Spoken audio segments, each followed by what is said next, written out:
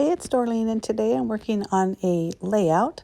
This is from a one-page sketch, and I'm going to turn it into a two-page layout, but you'll see that one later.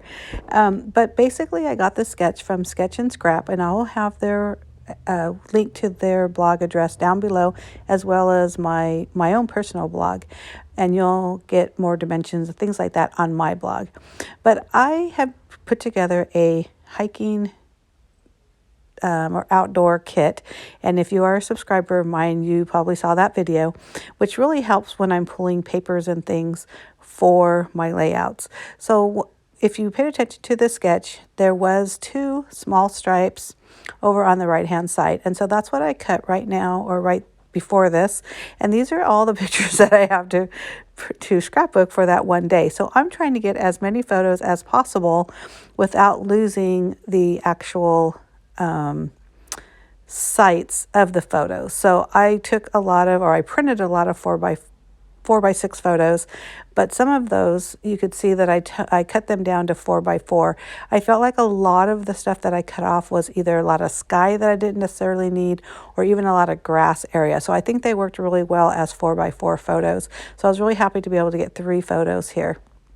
So once I decide the photo sizes, that log cutout that I did from my Cricut is acting as that half circle that's in the sketch. And I love that idea. When I saw the sketch, that's the first thing I wanted to do.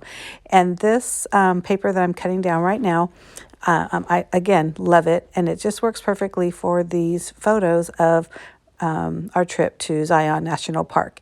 And I did decide, if you look, I used 4 pattern papers, and you'll see later I actually have 2 pieces of solid cardstock. That's not including white.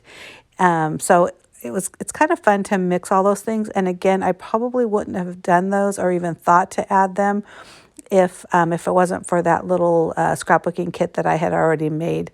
But you see now that I have that orange piece instead of the yellow. I really wanted something orangey to match that paper. You see how there's those kind of like fall color trees on there. I did decide to not use that pattern paper. I felt like that orange was too orange or too reddish orange.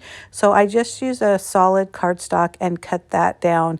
And I also cut that green striped paper over on the right hand side a little bit thinner because it was taking too much room. Now that yellow piece that I cut, remember that long strip, I decided to just cut a portion of it and use it for that tab that's up there on that top left, which does follow the sketch.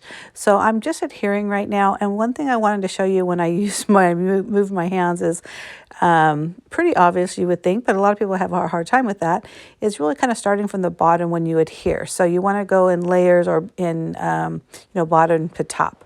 So I did decide to mat that tree paper, which I didn't show on screen.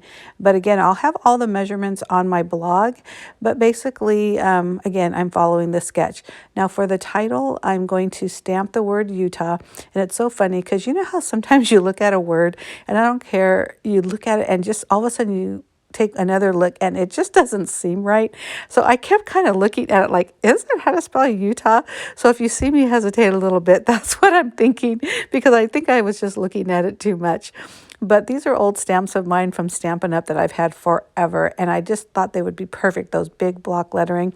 Now, I could have cut those out with my Cricut, but I just like the variety of the stamped letters, and I wasn't worried too much about a completely solid stamp. I think those turned out just perfect. So what I did is when I adhered them to the page, I did the U and the H first, and then I adhered the T and the A in the middle, so I knew it would all fit in that one area. So on that bottom left-hand side, I kind of skipped over that.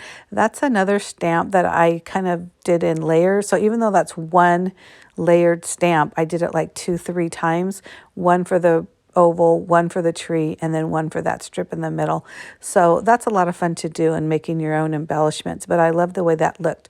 So here I am thinking, okay, it's all done. It's super cute. It's pretty simple, but it's got these 3 gorgeous photos. I did some strip journaling, and then I thought, you know what, it needs something else. So that's where I grabbed this arrow stamp, and then using the same brown, I think it's called Dark Roast, I stamped 2 arrows, just one on the top left, one on the bottom right, to complete the page. But I really like the way this turned out. Put a little splatter here and there, but otherwise the page is done. I hope you like it, and if you do, give me a thumbs up.